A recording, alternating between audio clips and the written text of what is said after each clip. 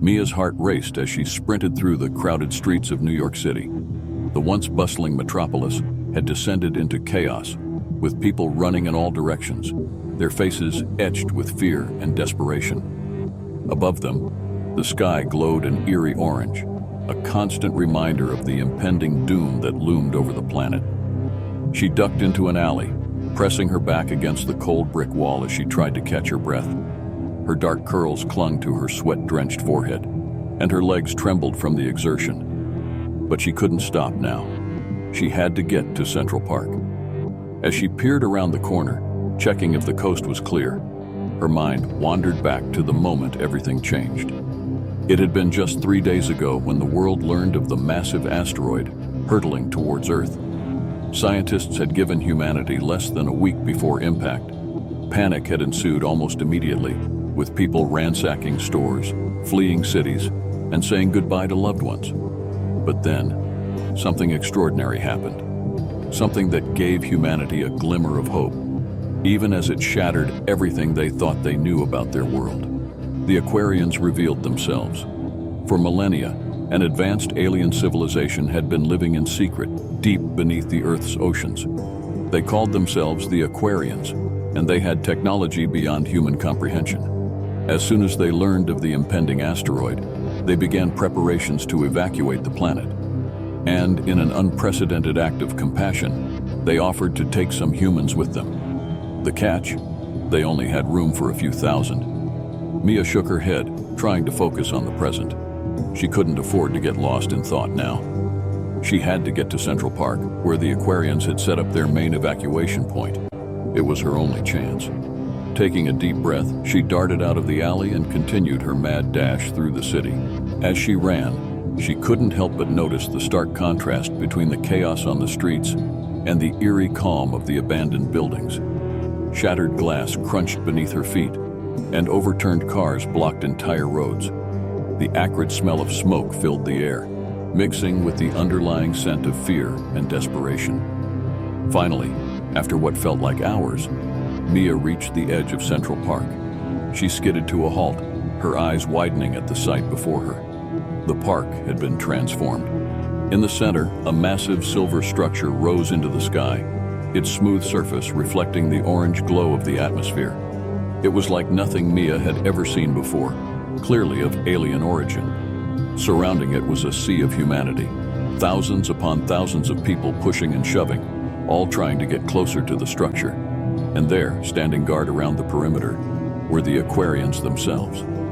Mia had seen them on TV, of course, but nothing could have prepared her for the reality. They stood nearly 8 feet tall, their bodies sleek and streamlined. Their skin shimmered with an iridescent blue-green hue, and their large, almond-shaped eyes seemed to glow from within. They wore no clothes, but their bodies were adorned with intricate bioluminescent patterns that pulsed with light. As Mia approached the crowd, she could hear the cacophony of voices, people pleading, arguing, crying. The Aquarians stood impassively, their expressions unreadable as they used some kind of energy field to keep the crowd at bay. Mia took a deep breath and plunged into the throng. She had to get closer, had to find a way to make her case. She was young, healthy, and smart. Surely she'd be an asset to whatever new world the Aquarians were planning to create. As she pushed her way through the crowd, she overheard snippets of conversation. "Please, I have children. I'm a doctor, I can help. I'll do anything, just let me on board." The desperation in their voices made Mia's heart ache. How could anyone decide who deserved to live and who would be left behind to die? Suddenly, a commotion near the front of the crowd caught her attention. A man had somehow broken through the energy barrier and was running towards the silver structure. In an instant, 2 Aquarians moved with inhuman speed, intercepting the man before he could get more than a few steps. They didn't touch him, but some invisible force lifted him off his feet and gently but firmly deposited him back beyond the barrier. The crowd surged forward, emboldened by the man's attempt. Mia found herself being pushed and jostled, struggling to keep her footing. Just as she thought she might be trampled, a strong hand gripped her arm and pulled her to safety. Mia looked up to thank her savior and found herself face to face with a boy about her age. He had tousled brown hair and intense green eyes that seemed to pierce right through her. "You okay?" he asked, his voice barely audible over the roar of the crowd. Mia nodded, catching her breath. "Yeah, thanks. I'm Mia." "Eli," the boy replied with a grim smile. "Crazy out here, isn't it?" Before Mia could respond, a hush fell over the crowd. She turned to see what had caused the sudden silence and saw that one of the Aquarians had stepped forward. When it spoke, its voice was melodious and seemed to come from everywhere at once. "Humans of Earth," the Aquarian began, "we understand your fear and your desperation, but we cannot take all of you. We have devised a selection process that we believe is fair and will ensure the best chance of survival for your species." The crowd held its collective breath, waiting to hear what this process would entail. "We will be conducting a series of tests," the Aquarian continued. "These tests will measure not only your physical and mental capabilities, but also your emotional intelligence, your creativity, and your capacity for empathy and cooperation. Those who score highest across all categories will be offered a place on our ships." A murmur rippled through the crowd. Tests. How could they possibly test everyone in the short time they had left? As if reading their thoughts, the Aquarian added, "Our technology allows us to process large numbers of individuals simultaneously. The tests will begin immediately. Please form orderly lines and await further instructions." With that, the Aquarian stepped back, and chaos erupted once more as people scrambled to form lines. Mia turned to Eli, her mind racing. "What do you think?" she asked. Eli shrugged, his expression a mix of hope and skepticism. "I guess it's better than a lottery. At least this way we have some control over our fate." Mia nodded, then noticed something odd about Eli's demeanor. Despite the pandemonium around them, he seemed almost calm. "You don't seem as freaked out as everyone else," she observed. A shadow passed over Eli's face. "Let's just say I've got nothing left to lose," he said quietly. "My family, they didn't make it when the riots started." Mia's heart clenched. "I'm so sorry," she whispered, reaching out to squeeze his hand. Eli gave her a sad smile. "Thanks. What about you? Where's your family?" Mia swallowed hard. "I don't know. I was away at college when the news broke. I haven't been able to reach them since." They stood in silence for a moment, two strangers united by loss and the desperate hope for survival. "Well," Eli said finally, "I guess we'd better get in line. May the best humans win, right?" Mia nodded, and together they joined one of the rapidly forming queues. As they waited, Mia couldn't help but wonder what kind of tests the Aquarians had in store for them. How could they possibly measure a person's worth in such a short time? Hours passed, and the line inched forward. The sun began to set, casting long shadows across the park. But the Aquarians had erected powerful lights around the perimeter, bathing the area in an otherworldly glow. It was as if day and night no longer held meaning. There was only the time before the asteroid, and the uncertain future that lay beyond. As they neared the front of the line, Mia's anxiety grew. She had always done well in school, but these tests would be like nothing she'd ever encountered before. What if she wasn't good enough? What if she failed? She glanced at Eli, who seemed lost in thought. "Hey," she said softly, "whatever happens in there, I'm glad I met you." Eli turned to her, his green eyes softening. "Me too, Mia. Good luck in there." Before she could respond, an Aquarian approached them. "You will now enter the testing chamber," it said, its voice resonating in Mia's mind. "Remember, we are not just testing your abilities, but your character. Be true to yourselves." With that cryptic advice, Mia and Eli were ushered into the silver structure. As soon as they crossed the threshold, Mia gasped. The interior was vastly larger than the exterior suggested. Impossible geometries and shimmering translucent walls that seemed to shift and change as she looked at them. They were led to separate chambers, and as the door closed behind her, Mia found herself in a room that seemed to be made of pure light. A soft voice, neither male nor female, spoke from nowhere and everywhere. "Mia Chen, age 19. The tests will now begin. Are you ready?" Mia took a deep breath, squaring her shoulders. "I'm ready," she said, hoping she sounded more confident than she felt. The first test was a series of complex puzzles that appeared in the air before her. As she solved each one, they grew increasingly difficult, testing not just her intelligence but her ability to think creatively and see patterns where others might not. Next came a physical challenge. The room transformed into an obstacle course that seemed to defy the laws of physics. Mia found herself running, jumping, and contorting her body in ways she never thought possible. It wasn't just about strength or agility, but about adapting quickly to changing circumstances. The third test was harder to define. Mia was presented with a series of ethical dilemmas, each more challenging than the last.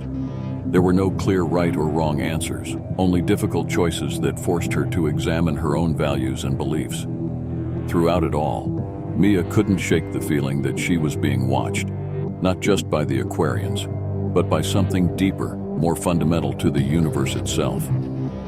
Finally, after what felt like both an eternity and no time at all, the tests were complete. The room faded back to its original state of pure light, and the voice spoke again. "Thank you, Mia Chen. Your results will be processed. Please exit the chamber." On shaky legs, Mia made her way out of the room. In the hallway, she found Eli waiting for her, looking as drained as she felt. "How'd it go?" he asked. Mia shook her head, still trying to process everything she'd just experienced. "I have no idea. You?" "Same," Eli replied. "I guess now we wait." They were led to a large holding area where hundreds of other people were already gathered. Some sat in silence, while others engaged in hushed conversations. The air was thick with tension and anticipation. As they found a place to sit, Mia couldn't help but wonder about the other people in the room. How had they done on the tests? What kind of lives had they led before the world turned upside down? And most importantly, who among them would be chosen to continue the human race on some distant world? Hours passed, and more people joined them in the holding area. Mia and Eli talked quietly, sharing stories of their lives before the asteroid. Despite the circumstances, Mia found herself enjoying Eli's company. He was funny and kind, with a quiet strength that she admired. As dawn broke outside, a group of Aquarians entered the holding area. The room fell silent as one of them stepped forward to speak. "We have completed our analysis," the Aquarian announced. "Those whose names are called will be granted passage on our ships. Those who are not called must return to the surface. We thank you all for your participation and your courage in the face of this great tragedy." Mia's heart pounded as the Aquarian began reading names. With each name called, a mix of emotions rippled through the crowd. Joy from those chosen, despair from those left behind. "Eli Novak," the Aquarian called. Mia turned to Eli, a bittersweet smile on her face. "Congratulations," she whispered, trying to hide her own disappointment. Eli didn't move. He just stared at the Aquarian, an unreadable expression on his face. More names were called. Mia's hope dwindled with each passing moment. Then, finally, Mia Chen. Relief flooded through her, followed immediately by guilt. She looked at Eli, who was now smiling genuinely at her. "We both made it," he said, squeezing her hand. As the last of the names were called, those who hadn't been chosen were escorted out. Mia's heart ached for them, knowing the fate that awaited them on the surface. The chosen few, numbering just over 1,000, were led deeper into the Aquarian structure. They emerged into a vast chamber that housed several sleek silver ships. Each one was at least the size of a football field, with no visible seams or joints. They looked as if they had been grown rather than built. An Aquarian addressed the group. "These vessels will be your homes for the journey to your new world. We will now begin the boarding process. Please listen carefully for your assignments." As they waited for their assignments, Mia turned to Eli. "I can't believe this is really happening," she said softly. Eli nodded, his eyes wide as he took in the alien ships. "I know, it's like a dream, or a nightmare. I'm not sure which." "What do you think it'll be like?" Mia asked. "The new world, I mean." Eli was quiet for a moment before responding. "I don't know, but whatever it is, at least we'll face it together." Mia felt a warmth in her chest at his words. In the midst of all this uncertainty and loss, she had found a friend. Their moment was interrupted as an Aquarian approached them. Mia Chen and Eli Novak, You have been assigned to Vessel 3. Please follow me." As they walked towards their designated ship, Mia couldn't help but feel a mix of excitement and trepidation. They were about to embark on a journey unlike any in human history. What wonders and what challenges awaited them among the stars? The interior of the ship was just as otherworldly as the outside. The walls seemed to pulse with a soft, bioluminescent light, and the air was filled with a faint, pleasant scent that Mia couldn't quite place. They were led to a large common area where other passengers were gathering. "This will be your primary living space during the journey," the Aquarian explained. "Your personal quarters are located through those corridors. We will begin our departure sequence shortly. Please make yourselves comfortable." As the Aquarian left, Mia and Eli found a place to sit. Around them, their fellow passengers were a mix of emotions. Some were crying, others laughing almost hysterically, while some sat in stunned silence. "I wonder how long the journey will take," Mia mused. Eli shrugged. "Who knows? They haven't told us much about where we're going or how we'll get there." Just then, a gentle vibration ran through the ship. A melodious tone sounded, and an Aquarian voice filled the air. "Attention, humans. We are now beginning our ascent. Please remain calm and seated. You may experience some unusual sensations as we leave Earth's atmosphere, but I assure you, you are in no danger." Mia gripped the edge of her seat as the vibrations intensified. Through a large viewport, she could see the ground falling away at an impossible speed. Within moments, the curvature of the Earth became visible, and then, in the blink of an eye, they were in space. The blue marble of Earth hung suspended against the backdrop of infinite stars. Mia felt a lump form in her throat as she realized this might be the last time she ever saw her home planet. As if reading her thoughts, Eli reached out and took her hand. They sat in silence, watching as Earth grew smaller and smaller. Suddenly, a collective gasp went up from the passengers. A massive object had come into view, the asteroid. Even from this distance, it was clear how enormous it was. A city-sized rock hurtling towards the fragile blue planet they had just left. "We can't just leave them," someone in the crowd cried out. "There has to be something we can do." An Aquarian appeared, its large eyes scanning the distressed humans. "We understand your concern," it said, its voice calm and resonant. "But there is nothing more we can do. The asteroid's trajectory is fixed, and its mass is too great for even our technology to alter its course in time. We must focus now on preserving what we can of Earth's legacy, you." A hush fell over the crowd as the reality of their situation sank in. They were the last remnants of humanity, chosen to carry on the species while billions were left behind to face annihilation. Mia felt a wave of nausea wash over her. She turned away from the viewport, unable to bear the sight of her doomed homeworld any longer. Eli put an arm around her shoulders, offering silent comfort. "What happens now?" someone asked, breaking the silence. The Aquarian tilted its head slightly, a gesture that seemed almost human. "Now, we journey to your new home. It is a planet we call Novaterra, located in a star system approximately 50 light-years from Earth. Thanks to our advanced propulsion technology, the journey will take approximately 6 months in subjective time." Murmurs rippled through the crowd. 6 months seemed both impossibly long and terrifyingly short to adjust to their new reality. "During this time," the Aquarian continued, "you will undergo a series of educational programs to prepare you for life on Novaterra. This will include learning about the planet's ecosystem, basic survival skills, and an introduction to some of our technology that you'll be using in your new lives." As the Aquarian spoke, Mia felt a strange sensation wash over her. The ship around them seemed to blur for a moment, and then snap back into focus. Through the viewport, she saw the stars streak into lines of light. "We have now entered FTL faster than light travel," the Aquarian explained. "You may experience some disorientation, but this is normal. Your bodies will adjust shortly." Over the next few hours, the passengers were shown to their quarters and given a brief tour of the ship. Mia and Eli found themselves assigned to the same living section, along with about 50 other people. Their individual rooms were small but comfortable, with beds that seemed to mold to their bodies and walls that could become transparent, offering a view of the star-streaked space outside. As night fell, or what passed for night on a spaceship hurtling through the cosmos, Mia found herself unable to sleep. She made her way to the common area, surprised to find it mostly empty. Only one other person was there, an older woman with silver hair, staring out at the stars. Couldn't sleep either? Mia asked softly as she approached. The woman turned, offering a sad smile. No, dear, I suspect I'm not the only one. Mia nodded, taking a seat next to her. I'm Mia, she said, extending her hand.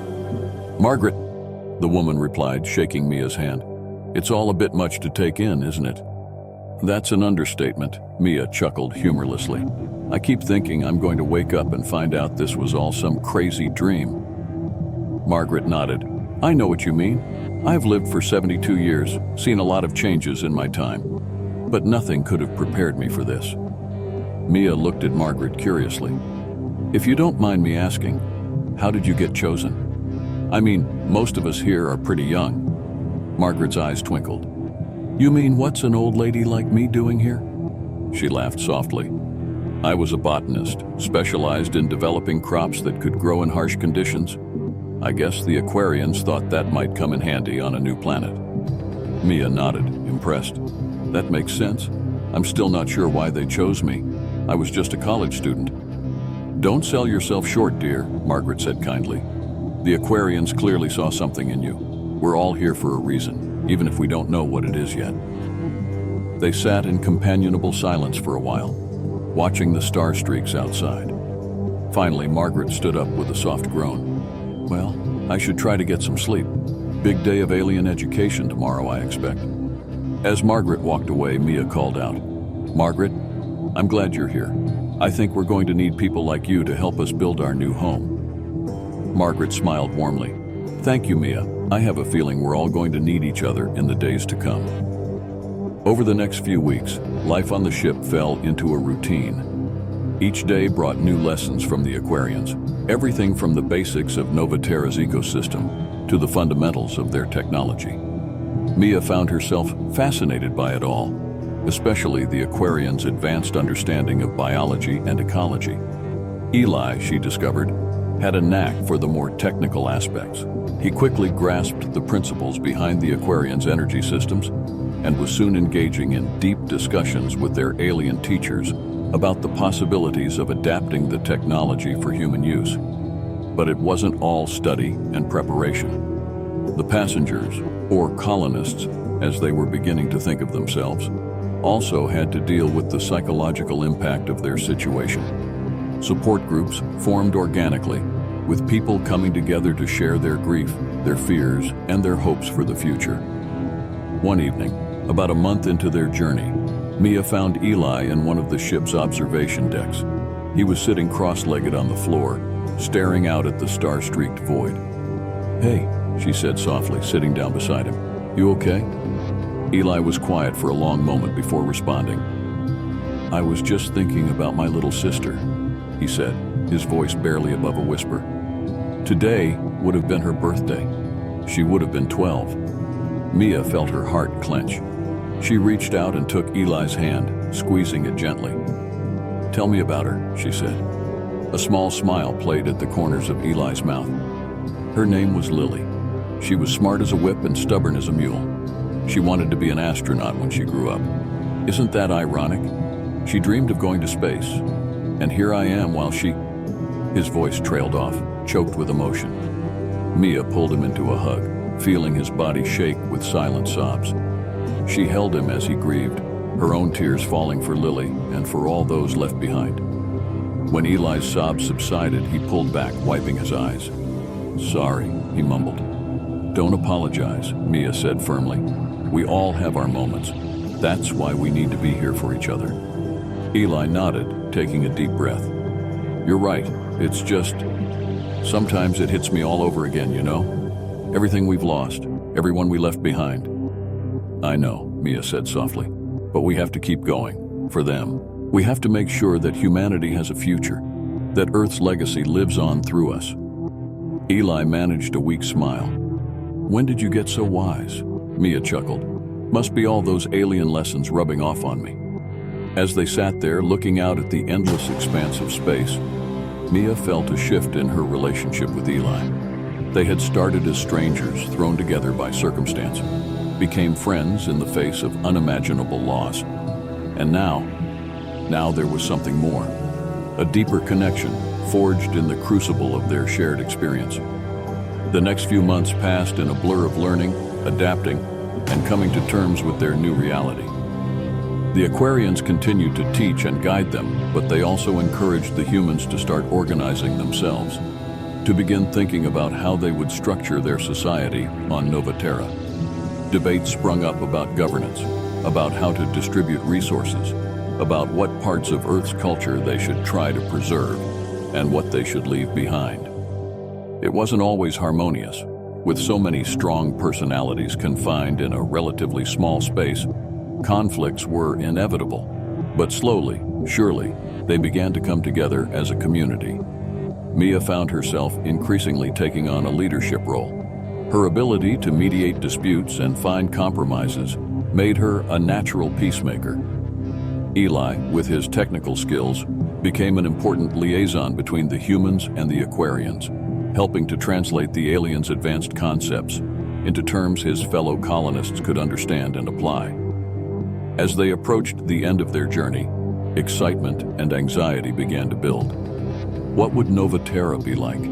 How would they adapt to life on an alien world? And perhaps most pressingly, how would they begin the monumental task of rebuilding human civilization? One day, about a week before their scheduled arrival, Mia was summoned to meet with the Aquarian leader. She entered the aliens' quarters with a mix of curiosity and trepidation. The Aquarian's room was unlike anything else on the ship. It seemed to be alive, with walls that pulsed and shifted like the surface of the ocean. The alien itself was seated, or perhaps positioned would be a better word, in the center of the room, its body seeming to merge with the living environment around it. "Mia Chen," the Aquarian said, its melodious voice filling the room. "Thank you for coming. Please, be seated." A chair-like formation grew out of the floor, and Mia cautiously sat down. "You wanted to see me?" she asked. The Aquarian's large eyes blinked slowly. "Yes. We have been observing you and your fellow humans closely during this journey. You, in particular, have shown remarkable adaptability and leadership skills." Mia felt a flush of pride at the alien's words, but also a twinge of unease. "Thank you," she said cautiously. "But I'm sure there are others who have done just as well, if not better." The Aquarian made a gesture that Mia had come to recognize as the equivalent of a smile. "Your modesty is admirable but unnecessary. We have chosen you for a special task." Mia leaned forward, intrigued. "What kind of task?" "As you know, we will soon arrive at Novaterra.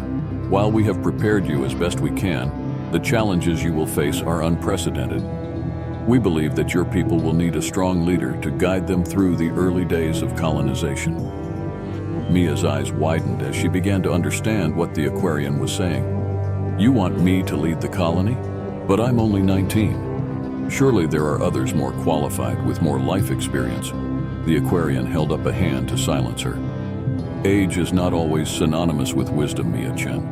We have seen your capacity for empathy, your ability to unite people, your quick mind and adaptable nature. These are the qualities that will be most valuable in the times to come." Mia sat back, her mind reeling. I don't know what to say. This is a huge responsibility." "It is," the Aquarian agreed. "But you will not be alone. You will have a council to advise you, and we Aquarians will remain to guide you for a time. But ultimately, the future of humanity on Novaterra will be in your hands." Mia took a deep breath, trying to calm her racing thoughts. "Can I have some time to think about it?" The Aquarian nodded. "Of course, but do not take too long. We will arrive at Novaterra in 5 days, and your people will need to be prepared." As Mia left the Aquarian's quarters, her head was spinning. Lead the colony? It seemed an impossible task. How could she be expected to guide humanity's rebirth on an alien world? She found herself wandering to the observation deck, needing to see the stars to ground herself. To her surprise, she found Eli already there. "Hey," he said, noticing her distracted expression. "Everything okay?" Mia hesitated for a moment, then decided to confide in him. She told him everything the Aquarian had said, watching as Eli's eyes grew wider with each word. When she finished, Eli was quiet for a long moment. Then he broke into a wide grin. "Mia, that's amazing. I can't think of anyone better for the job." Mia blinked in surprise. "You really think so?" "I'm terrified, Eli. How can I possibly live up to this responsibility?" Eli took her hands in his green eyes intense as he looked at her. "Because you're you, Mia. You're compassionate, you're smart, and you have a way of bringing out the best in people. If anyone can lead us into this new world, it's you." Mia felt a warmth spread through her at Eli's words and the conviction behind them. "Will you help me?" she asked softly. "I can't do this alone." Eli's smile softened. "Of course. We're in this together, remember? You, me, and a few thousand other survivors, about to start a new chapter in human history. What could possibly go wrong?" Mia couldn't help but laugh, some of the tension leaving her body. "When you put it like that, how can I refuse?" The next few days were a whirlwind of activity. Once Mia accepted the role, the Aquarians announced it to the rest of the colonists. The reaction was mixed. Some were supportive, others skeptical of having such a young leader.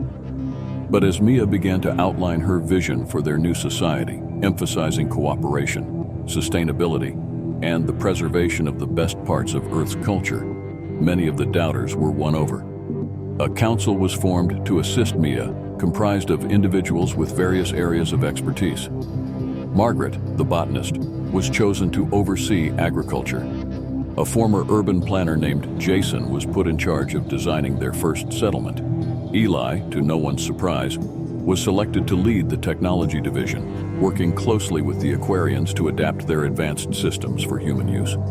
As they made their final approach to Novaterra, Mia stood on the bridge of the ship, watching as the alien world grew larger in the view screen.